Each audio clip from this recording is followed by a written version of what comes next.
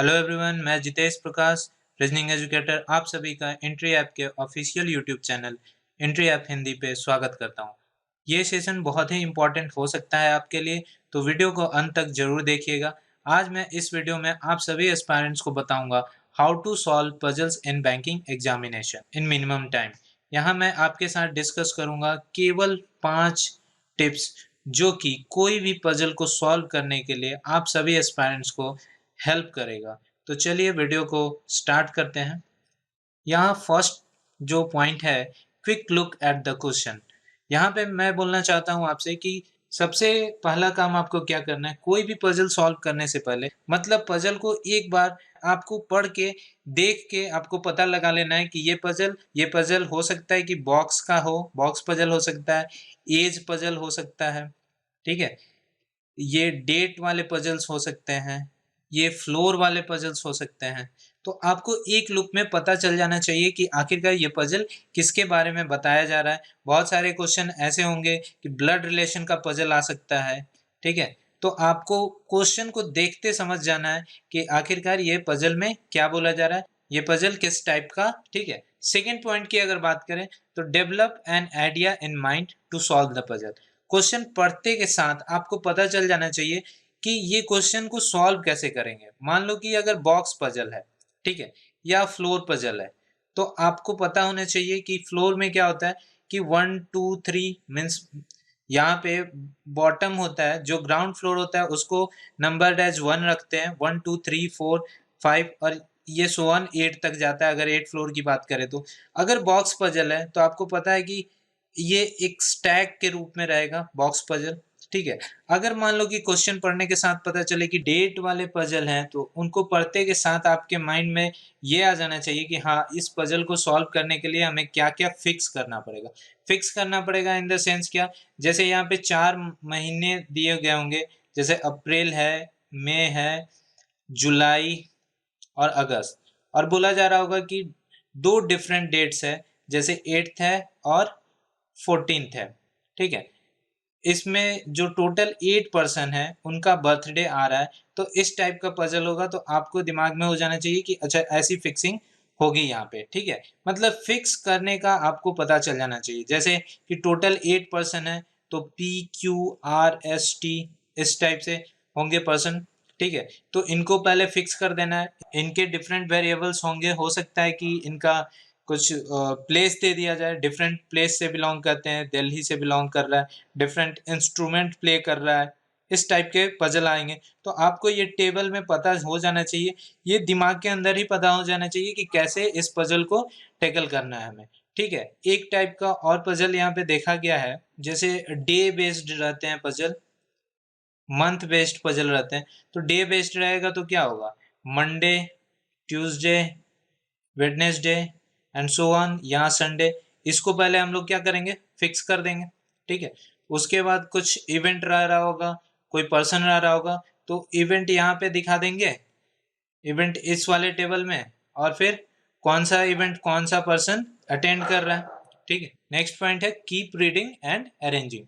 तो यहाँ कहने का मतलब है कि बहुत सारे क्वेश्चन में डायरेक्ट स्टेटमेंट होते हैं और उन्हें हमें क्या करना होता है, पढ़ते जाएंगे और अरेंज करते जाएंगे। इस टाइप का आपको अरेंजमेंट देखने को मिलेगा, जैसे कि पी बोला जाएगा कि थर्ड फ्लोर पे है, P sits on third floor, और बोला जाएगा there are 2 persons sit between P and R, ठीक है।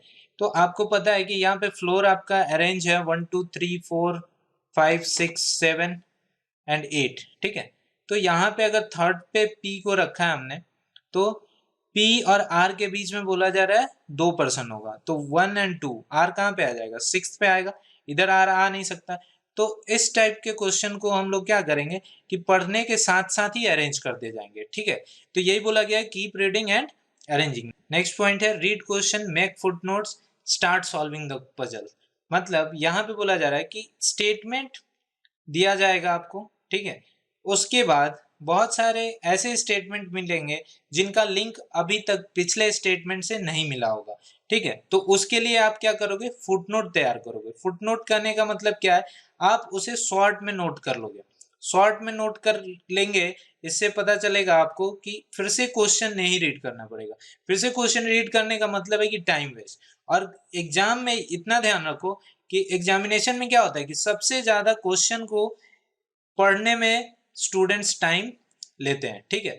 तो एक बार क्वेश्चन आप लोग पढ़िए, रीड करना है एक बार, और जो भी उससे शॉर्ट नोट तैयार होता है तो उसको आप लोग नोट डाउन कर लीजिए। जैसे मान लीजिए कि अगर बोला जाए कि ए का जो बर्थ है वो 25th डेट को है, ठीक है, मंथ के बारे में नहीं दिया हुआ है, तो ऐसे आप नोट कर लीजिए कि ए का जब भी बर्थ होगा तो वो 25th को होगा। अब मंथ का नहीं दिया हुआ तो जब जैसे जैसे आप अरेंज करेंगे वैसे वैसे आपका निकलते जाएगा, ठीक है।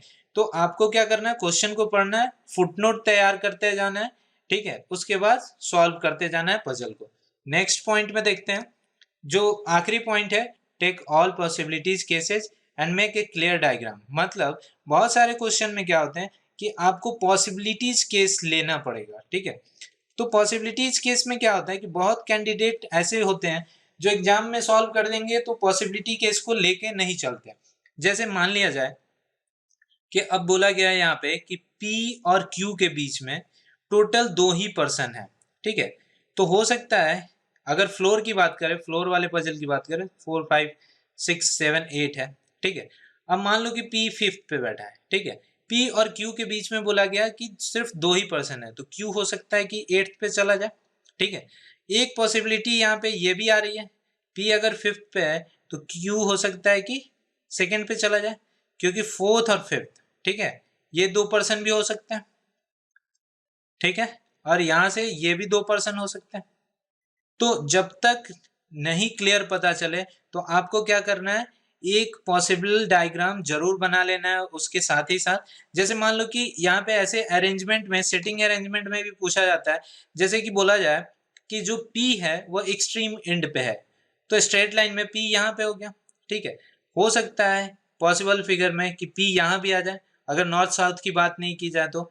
हो सकता है कि P नॉर्थ में ही फेस करे, इस वाले एक्सट्रीम एंड पे हो, या ये भी हो सकता है कि P इस वाले एंड पे हो और वो साउथ में फेस कर रहा है। तो जब तक आपको क्लियर नहीं पता चले तो पॉसिबल डायग्राम आपको बनाते जाना है, और जो भी डायग्राम बनाएंगे आप प्लीज मेसी ज्यादा मत कीजिए, उस डायग्राम को काफी क्लियर बनाइए, क्योंकि इन कोई भी डायग्राम में से आपका आंसर हो सकता है, कोई भी डायग्राम में से आपका आंसर हो सकता है, तो कंफ्यूजन बाद में ना क्रिएट हो, इसलिए मैं बोल रहा हूँ कि काफी क्लियर डायग्राम होना चाहिए, ठीक है। तो यही 5 पॉइंट्स हैं जो कि आपको ध्यान में रखने होते हैं। कोई भी बिगनर है जो कि एग्जाम अभी बैंकिंग का फेस करने वाला है, उसके लिए भी बहुत ही इंपॉर्टेंट है ये 5 पॉइंट्स। अब कुछ इंपॉर्टेंट पॉइंट के बारे में मैं बता देना चाहता हूँ, points to remember while solving logical puzzles, ठीक है। अब यहाँ पे ध्यान से समझिएगा, फर्स्ट पॉइंट में दे रखा है मैंने, collect all the direct information and arrange them. जो डायरेक्ट इंफॉर्मेशन है, जैसे बोल दिया जाए कि P जो है उसका बर्थ ईयर 1996 है, तो ये स्टेटमेंट में दिया हुआ, तो ये डायरेक्ट इंफॉर्मेशन है, इसको अरेंज कर देना है डायरेक्टली, ठीक है। उसके बाद क्या दिया हुआ, identify all the negative information and mark it into the given data. अब मान लो कि बोला जाए कि P96 में तो बर्थ हो ही रहा है उसका, अब बोला जाए P कलर्स की बात करें, डिफरेंट डिफरेंट कलर्स लाइक करते हैं, तो P 1996 हो गया। निगेटिव डेटा किस टाइप का आएगा, बोला जाएगा कि P ब्लैक और ब्लू कलर लाइक नहीं कर रहा है, तो ब्लैक एंड ब्लू लिख के क्रॉस करने से आपको पता चल जाएगा कि P का कुछ भी कलर हो सकता है लेकिन ब्लैक और ब्लू नहीं हो सकता है। क्लियर। नेक्स्ट पॉइंट की बात करें अगर, तो collect indirect information which is important as well. जो डायरेक्टली इंफॉर्मेशन नहीं पता चल रहा हो उसके बारे में बोला जा रहा है कि इनडायरेक्ट रिलेशन को भी आप कलेक्ट करते जाएंगे, फुटनोट यहीं पे बनता है, ठीक है। फुटनोट्स बनाते जाएंगे, शॉर्ट में नोट करते जाना है उसको, क्योंकि बाद में वो डेटा आपके काम जरूर आएगा। अब नेक्स्ट है द मोस्ट इंपॉर्टेंट पॉइंट, इसको जरूर ध्यान में रखिए, in some conditions there will be more than one possibility. ये मैं डिस्कस कर चुका हूँ, पॉसिबल डायग्राम आपको कभी नहीं छोड़ना है, क्योंकि पॉसिबल डायग्राम छोड़ने से कभी हो सकता है कि वही आपका आंसर हो और आपके द्वारा उसको ड्रॉप कर दिया गया हो। तो पॉसिबल डायग्राम कभी भी नहीं छोड़ना होता है, ठीक है। नेक्स्ट है arrange them in different arrangements according to the possibilities. इसी का ये पॉइंट है कि पॉसिबल डायग्राम को आपको अरेंज करना है, अलग से अरेंज कीजिएगा, ओरिजिनल डायग्राम में ही नहीं बना दीजिएगा, नहीं तो काफी ज्यादा कंफ्यूजन हो जाएगा और जिसके कारण आपका पजल रॉन्ग हो सकता है, ठीक है। नेक्स्ट है reject all the arrangements which violate other information given in puzzle. मतलब जैसे जैसे पॉसिबल डायग्राम आप बनाते जाओगे, ठीक है, उसके बाद क्या होगा, आपके पास जो जो इन्फॉर्मेशन आ रहा है उस इन्फॉर्मेशन को एक एक पॉसिबल डायग्राम उसको वायलेट करेगा, उससे गलती हो जाएगी तो वो रिजेक्ट हो जाएगा डायग्राम। और उसके कारण क्या होगा कि जैसे रिजेक्ट करते जाएंगे तो आप इन प्रोसेस को फॉलो करते जाइए और आप पहुंचेंगे करेक्ट आंसर की तरफ, ठीक है। अब जो करेक्ट आंसर आएगा आपको वो क्रॉस चेक नहीं करना है आपको, क्योंकि आप एक एक पॉसिबल डायग्राम को बनाते आए हो तो क्रॉस चेक करने का बात ही नहीं होता है, आप करेक्ट आंसर की तरफ डायरेक्टली पहुंच जाओगे। नेक्स्ट पॉइंट है मोस्ट पजल्स आर ट्रिकी। जो बैंकिंग एग्जाम में पजल्स पूछे जाते हैं वो बहुत ही ट्रिकी होते हैं, बहुत सारे ऐसे क्वेश्चन होते हैं जो काफी ट्रिकी होते हैं। तो यहाँ पे आपको क्या करना है, बहुत अच्छे से ध्यान से पढ़ना है, एक एक वर्ड और एक एक सेंटेंस आप बहुत ही ध्यान से पढ़ोगे यहाँ पे, तभी जाके पजल आपका करेक्ट हो पाएगा, ठीक है। तो इन सारे पॉइंट्स को आप लोग ध्यान में जरूर रखिए। तो आई होप कि ये वीडियो आपको बहुत ही अच्छा लगा होगा। वीडियो अच्छा लगा हो तो लाइक कीजिए, कमेंट कीजिए, ज़्यादा से ज़्यादा एस्पायरेंट्स को शेयर कीजिए ताकि बहुत सारे लोग इस वीडियो का लाभ उठा सके। थैंक यू ऑल, जय हिंद।